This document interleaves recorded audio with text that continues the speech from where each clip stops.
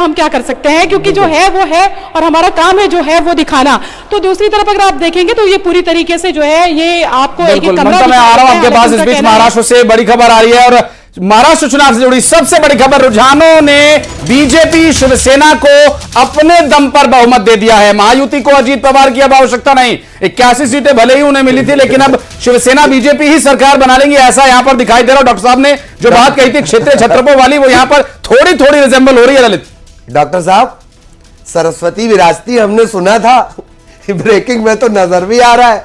महाराष्ट्र चुनाव से बड़ा अपडेट इस वक्त, रुझानों में बीजेपी शिवसेना को अपने दम पर बहुमत। हालांकि बीजेपी ने जिस तरह से यहां पर फाइट को लड़ा है, जितने कैंडिडेट थे, सक्सेस का जो रुझानों की हम बात कर रहे हैं, सक्सेस 90% के ऊपर जा रही है।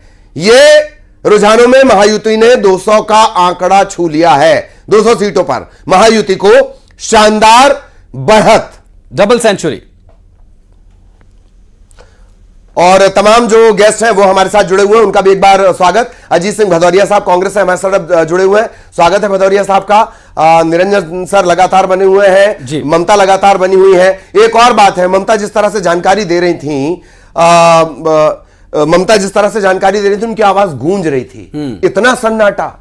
इसीलिए मैंने शुरुआत में कहा था, सोशल मीडिया पर जो व्यक्ति सनसनी बना हुआ है, जिसकी बातें कोट करते हैं कांग्रेस के नेता, वो कह रहा है तदर्थवाद की शिकार है कांग्रेस। और सन्नाटे में अगर सिर्फ ममता की आवाज गूंज रही है, मतलब सच गूंज रहा है, तो सोचना चाहिए। निरंजन पोद्दार साहब हमारे साथ बने हुए।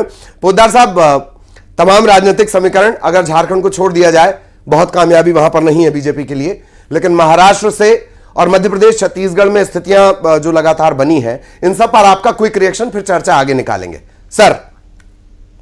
देखिए ललित जी, मेरा यह मानना है कि जिस तरीके से विपक्ष, या यूं कहीं मैं विशेष तौर पर कांग्रेस को यहां पे इंगित करना चाहूंगा कि वो बार बार गलत ट्रेन पकड़ते हैं और गलत स्टेशन पे पहुंचते हैं, और जब गलत स्टेशन पे पहुंचते हैं तो फिर वो ये आरोप लगाते हैं कि ये स्टेशन का नामकरण गलत कर दिया, यानी कि हम गलत स्टेशन पे नहीं पहुंचे, ये स्टेशन गलत बना दिया है। तो कहने का तात्पर्य, इस परिपाटी से उनको बाहर निकलना पड़ेगा और देश की जो भावना, इस देश की जो आत्मा है, उसको समझना पड़ेगा।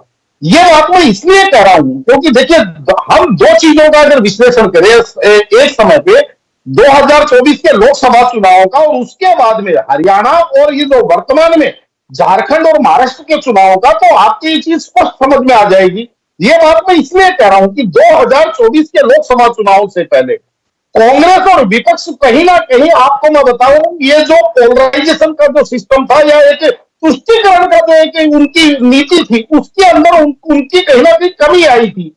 और उस समय केवल और केवल जो जनता के मुद्दे थे, उनके ऊपर चर्चा हो रही थी। लेकिन जैसे ही लोकसभा चुनाव परिणामों में उनको थोड़ी सी सफलता मिली, वो इतने अति उत्साहित हुए कि वो इस देश की आत्मा और इस देश की भावना से खिलवाड़ करने लग गए। राहुल गांधी जी का स्टेटमेंट था कि हमने अयोध्या को हरा दिया,